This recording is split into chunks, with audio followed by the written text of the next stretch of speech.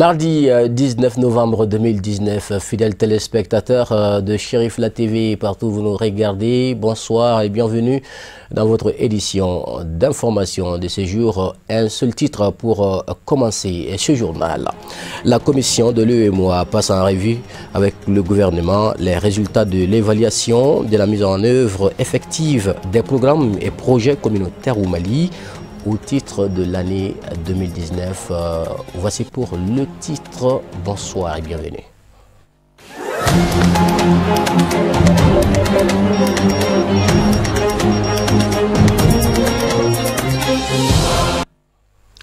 Soyez les bienvenus partout où vous nous regardez. Je vous l'annonçais tout à l'heure en début de votre journal. La commission de l'UEMOA passe en revue avec le gouvernement les résultats de l'évaluation de la mise en œuvre effective des programmes et projets communautaires au Mali au titre de l'année 2019. La rencontre a eu lieu ce mardi 19 novembre à la primature.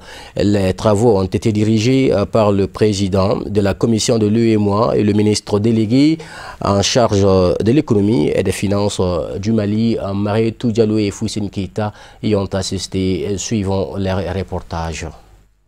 Une séance de travail sur le mémorandum a précédé la remise à Monsieur le Premier ministre Dr Boubou Cissé, ministre de l'économie et des finances. Le mémorandum passe en revue les réformes politiques, projets et programmes de l'Union économique et monétaire ouest-africaine, UEMOA, au Mali. Nous sommes à la 5e édition et nous étions à 40 et quelques % de taux de réalisation en 2014 et nous sommes à plus de 82% aujourd'hui.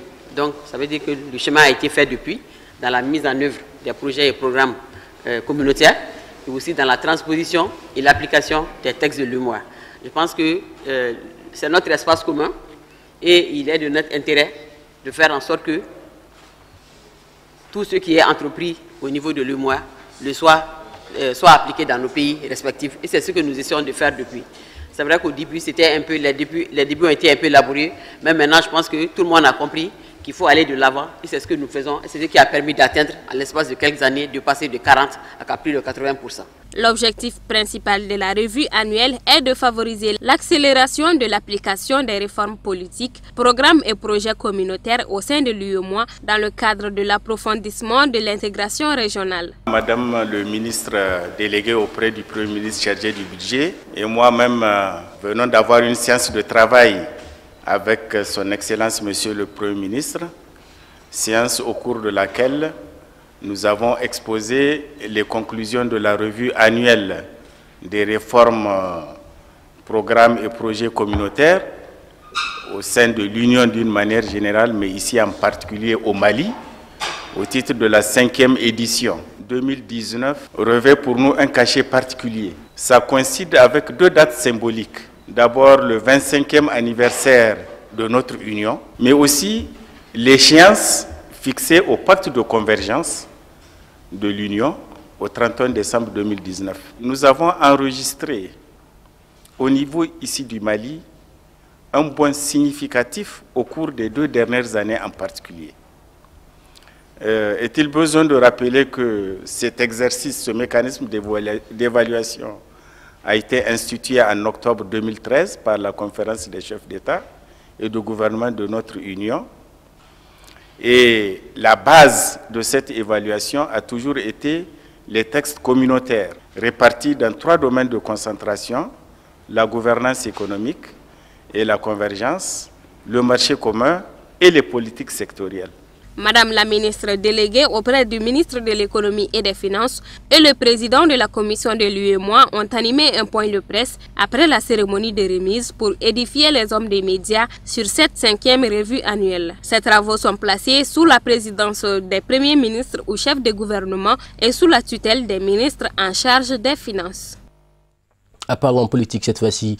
Nous nous rendons en France, à Paris, dans le cadre de la rentrée politique du parti de l'ancien Premier ministre malien Soumeylou Boubèye Maïga. La SMAS-FP se renforce de plus en plus en France avec l'adhésion des jeunes franco-maliens désormais décidés à prendre part au processus démocratique du Mali. Le président, le premier vice-président, l'honorable député Modibo Sogoré et d'autres membres du bureau exécutif national de l'Alliance pour la solidarité au Mali, convergence des forces patriotiques à SMAS-CFP ont fait le déplacement à Paris pour cette rentrée politique. Commentaire signé Ahmadou Diarra.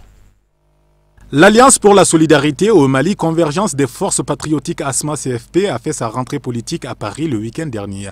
Le parti de l'ancien Premier ministre Soumeylou Boubèye Maïga se veut rassembleur et fédérateur de l'ensemble des compétences et des initiatives qui convergent vers la paix et l'unité du Mali. Le secrétaire général de la section de France s'est félicité de l'implantation dynamique du parti en France et surtout l'adhésion massive des jeunes franco-maliens dont la plupart s'initient à la politique au Mali. Depuis cette mémorable date, pas une semaine que nous enregistrons de nouvelles adhésions au sein de notre parti en France ici. La bonne surprise pour l'ASMA France est l'importance de l'arrivée des jeunes franco-maliens à notre sein qui s'engagent pour la première fois en politique. Ces jeunes franco-maliens, cela est de notoriété publique, sont des cadres sortis des grandes universités françaises. Ils sont banquiers, ingénieurs, docteurs, avocats, entrepreneurs, des titulaires au moins de master dans plusieurs domaines qui veulent investir au Mali avec l'accompagnement de gros bailleurs de fonds. La première pensée du président de l'ASMA-CFP, c'était pour les forces armées maliennes suite à l'attaque meurtrière contre le Kandène de Limane. Occasion donc pour lui d'inviter ses concitoyens à plus d'unité pour un objectif commun, sauver le Mali. Ce qui est arrivé nous interpelle à plus d'union, à plus de rassemblement pour barrer le chemin à ceux qui veulent détruire notre pays. Parce que la réalité c'est ça. Nous avons en face de nous des gens qui veulent détruire notre pays. Donc dans une situation comme ça, pour nous il n'y a pas de majorité, il n'y a pas d'opposition. Il y a les Maliens contre ceux qui veulent détruire le pays. Pour l'ancien Premier ministre, la situation du pays est d'autant plus préoccupante qu'elle commande à tous le rassemblement. Il est donc impérieux, dit-il, de faire front commun derrière le président et l'ensemble des institutions de la République. Pour nous, dans cette période-là, que ce soit au Mali ou à l'extérieur, nous devons travailler à être ensemble. Nous devons travailler à être rassemblés, à soutenir encore aujourd'hui plus qu'hier les autorités et les institutions qui nous dirigent pour que le Mali fasse un front commun. Et ce front commun-là, ce sont les Maliens qui sont au Mali, mais ce sont aussi les Maliens qui sont dans la diaspora. Changement et rassemblement, telles sont les futures orientations de la convergence des forces patriotiques SMAS-CFP. Son président a réitéré son soutien indéfectible et inconditionnel au président de la République Ibrahim Boubacar Keïta et à son programme. Depuis 2013, nous avons soutenu sans hésitation, sans ambiguïté, le candidat Ibrahim Boubacar Keïta qui a fini par devenir président, que nous avons travaillé à sa réélection et que nous continuons de travailler au succès de la politique qu'il met en œuvre avec le gouvernement. Il n'y a aucune ambiguïté au sein de l'ASMA par rapport à ça. Nous n'avons jamais conditionné notre participation à l'action de l'État à quelque positionnement que ce soit. Nous n'avons jamais marchandé ça. Le président de l'ASMA-CFP dira que cette rentrée politique à Paris est une reconnaissance à l'endroit des Maliens de France qui lui ont accordé leur confiance pour la mission qui fut la sienne en tant que chef du gouvernement. Il a remercié les représentants des partis de la majorité et de l'opposition qui ont bien voulu répondre à l'invitation de la section de Paris. Revenons ici à Bamako avec cette actualité. Plus de 73 000 femmes venues des 4 coins du pays ainsi que de l'extérieur du Mali se sont toutes mobilisées pour témoigner de leur affection à l'endroit du guide spirituel des Ansar, président du groupement des leaders spirituels et du Haut Conseil islamique du Mali, en formulant des vœux afin que la paix et la sécurité reviennent au Mali à l'occasion de la cérémonie de bénédiction du Saint-Prophète Mohamed, paix et salut sur lui au stade du 26 mars de Yirimadio. On les suivre au micro de Fatoumata Kane et Sama Traoré. Nous sommes là dans le cadre du Mauloud.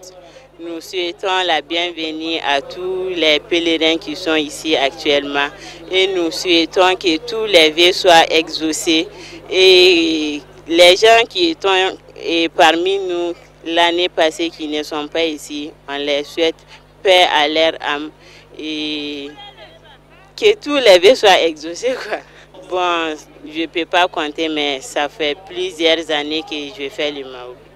Très important parce que mes vœux ont été exaucés. Je ne peux pas parler de toutes les importances que le Mauloud m'a apporté, mais quand même, moi je souhaite à tous les pèlerins de venir chaque année s'ils ont la possibilité de venir vraiment. Je souhaite à tous les pèlerins un bon voyage, ceux qui sont venus, qu'ils partent dans la paix et dans la sécurité. Cet après-midi, nous sommes là pour les bénédictions. Nous prions le Tout-Puissant. Les sacrifices et les bénédictions effectuées ici ce soir soient une source d'exaucement de nos vœux les plus meilleurs. Nous demandons à Allah le Tout-Puissant de donner une longue et meilleure vie à notre guide Cheikh Chérif Ousmane Madani Haïdara, président du groupement des leaders religieux et du Haut Conseil islamique du Mali, afin qu'il lui donne une longue vie pour qu'il puisse exercer les tâches qui lui est confiées.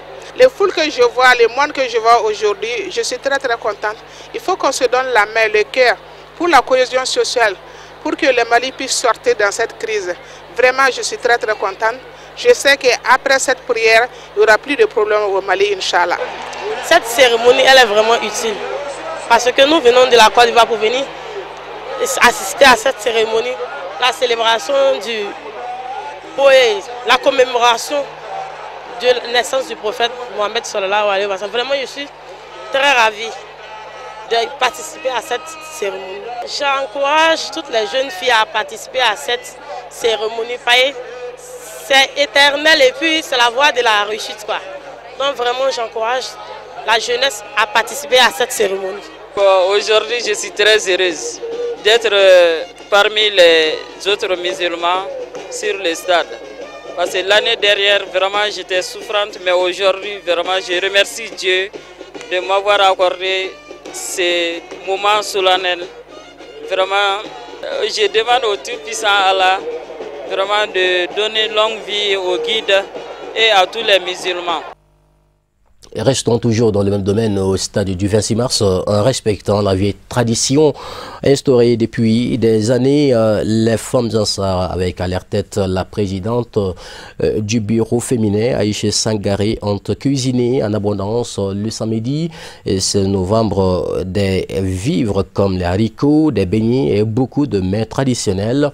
Cette action solidaire souhaitée par le guide spirituel des Ansar, Seyd Chérif Ousmane Madani Haïdara, est destinée aux fidèles ayant passé la nuit au stade et décidé d'y attendre la séance de bénédiction. Reportage de Samaïra Sanougou. Au lendemain de la soirée de prêche du baptême chaque année, les femmes Ansar se réunissent pour cuisiner les denrées alimentaires à l'intention des fidèles musulmans. Aïcha Sangaré et son groupe de femmes n'ont pas dérogé à la règle lors de cette 35e édition des festivités du Mauloud organisée par la Fédération des Ansar. Comme la coutume, chaque année nous sommes ici le jour du baptême de faire les beignets, l'haricot. Et ces repas sont partis au terrain le soir. Ça, c'est les demandes du CED même. C'est pour donner aux gens qui n'ont pas le temps de préparer le matin pour aller au champ. Vous-même, vous le savez, même la nuit, il y a certains qui passent la nuit au terrain là-bas. Donc, rien qu'à remercier notre guide spirituel. Lui, il a été l'exemplaire dans le monde entier. Tout s'est fait et s'est dit. Cette action solidaire initiée par le guide spirituel des Ansar, Seydi Chérif Ousmane Madane Haïdara, se concrétise grâce à la détermination des femmes Ansar décidées d'accompagner les efforts du guide pour la défense de l'islam authentique. Nous sommes là aujourd'hui avec ces femmes travailleuses-là qui sont passées la nuit ici pour travailler. Ils n'ont même pas dormi, ils ont venu du terrain et ils restaient ici jusqu'à maintenant. Ils sont en train de travailler, mais on ne leur donne rien comme récompense, mais il fait tout ce travail-là à cause de Dieu.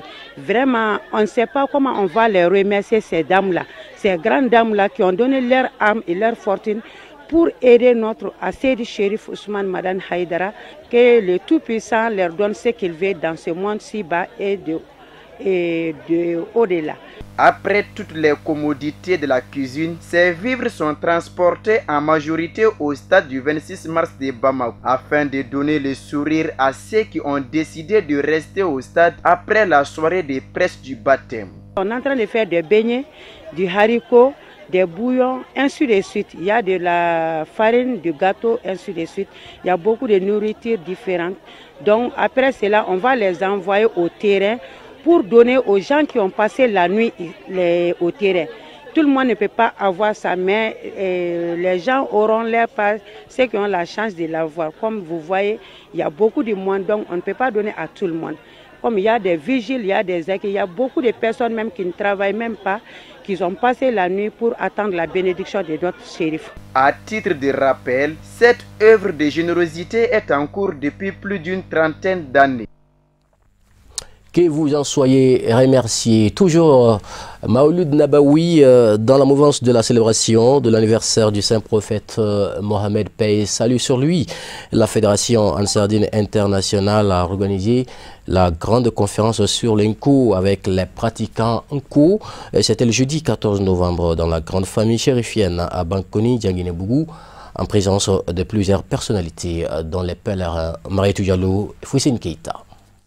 À travers cette conférence, les pratiquants de la langue Nko ont montré la pertinence de l'utilisation de la langue Nko comme instrument de travail de la Fédération Ansardine Internationale. Une occasion également de restituer les travaux de l'exercice en cours. Le Nko a été créé par Solomana Kanté, Fodé Solomana Kanté en 1949. Alors l'Ansardine a vu que le Nko est très important dans la transcription de nos langues. C'est-à-dire le groupe qui utilise le mot Nko. Donc le Nko est très important dans leur transcription. C'est la raison pour laquelle l'association Ansardine utilise l'écriture Nko dans toutes ses activités. Notamment lors du congrès, le Nko a été adopté. L'Ansardine transcrit tous les documents en écriture Nko. Donc même les rapports sont aussi inscrits, sont écrits en écriture Nko. Donc c'est la raison pour laquelle l'association Ansardine utilise toujours l'écriture Nko. La rencontre de ce soir, c'est de montrer aux membres de l'association Ansardine ce qu'on a fait durant cette année. On a pu traduire les conventions, c'est-à-dire les 3 mois où les dirigeants de l'Ansardine se réunissent. Donc on a pu traduire ces rapports. Bon, on a pu traduire plusieurs documents en Nko. Même dans notre structure, qui est les militants qui travaillent sur le Nko, on a même fait des traductions des cinémas, des traductions des bandes dessinées islamiques ou bien des bandes dessinées qui éduquent donc en écriture Nko. Nous remercions le guide spirituel des Ansar parce que grâce à lui, nous, les fidèles qui ont suivi ses conseils et adhéré à l'association Ansardine partout au monde, c'est grâce à lui que nous nous sommes connus. parce que nous n'étions pas dans la même famille, on n'était pas ensemble, mais grâce à lui, donc, nous nous sommes connus et puis nous travaillons ensemble, c'est grâce à lui. Plusieurs activités sont également inscrites dans le plan d'action du groupement, notamment des formations, la traduction de bandes dessinées et la transcription de certains documents phares de la Fédération Ansardine internationale. À présent, voyons le reste de l'actualité sur la scène internationale. C'est en plus bref et en image. Hamadou Diallo nous en dit plus.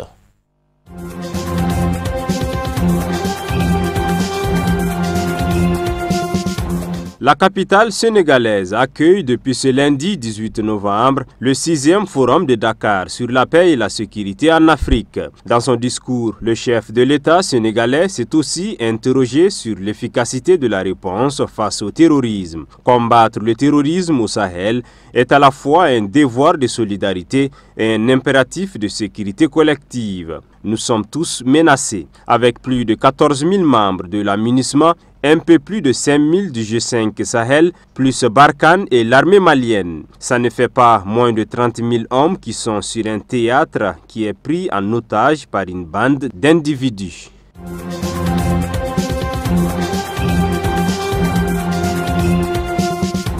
En Côte d'Ivoire, quelques 5 000 étudiants ivoiriens de l'université Houphouët-Boigny d'Abidjan qui manifestent régulièrement leur mécontentement ne sont toujours pas inscrits malgré une décision gouvernementale les concernant. En ce moment, ça bloque au niveau de l'université, mais la décision que j'ai prise est conforme avec l'orientation voulue par le président de la République. C'est à l'université de se soumettre aux décisions du ministre, a affirmé à l'AFP le ministre ivoirien de l'enseignement supérieur.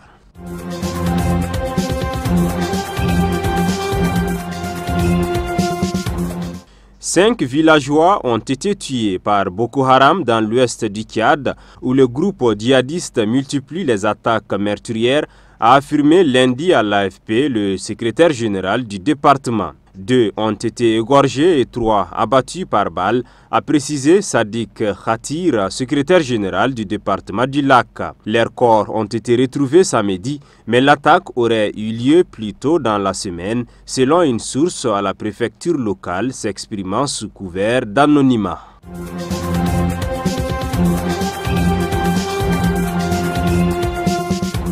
À Madagascar, durant toute la matinée de ce lundi 18 novembre, une délégation française et une délégation malgache se sont réunies pour la première fois à Antananarivo afin de mettre en place une nouvelle commission mixte dédiée aux îles éparses. La prochaine réunion de cette commission devrait se tenir à Paris. C'était une promesse des présidents français et malgaches qui, en mai dernier à Paris, avaient conjointement annoncé la réouverture des discussions sur le sort de cet ensemble de 5 îlots situés dans l'océan Indien et revendiqués par Madagascar depuis les années 1970.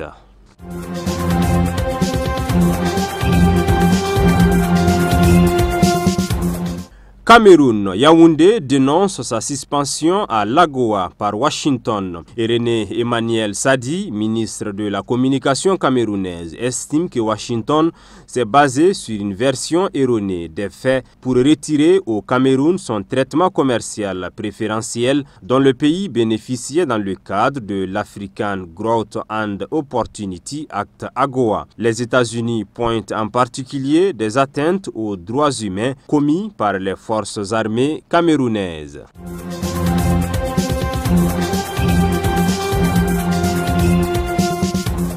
Et enfin, l'Iran est toujours isolé du monde. Lundi, 48 heures après que les autorités ont bloqué l'accès à Internet en raison de manifestations violemment réprimées ayant suivi l'annonce le 15 novembre d'une hausse du prix de l'essence. Depuis vendredi dernier, l'Iran est le théâtre des mouvements de protestation provoqués par l'annonce d'une mesure visant à augmenter visiblement le prix de l'essence et violemment réprimée alors que le pays fait face à une grave crise économique. Depuis samedi, le pouvoir a drastiquement limité l'accès à Internet.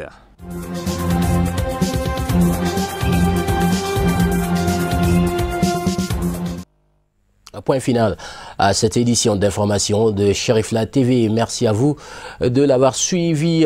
C'est donc sous peu, vous allez retrouver Amadou Kamara dans les cadres du journal Bawanankan. Et demain, vous retrouverez Hamadou Diallo dans les journaux français. À très bientôt.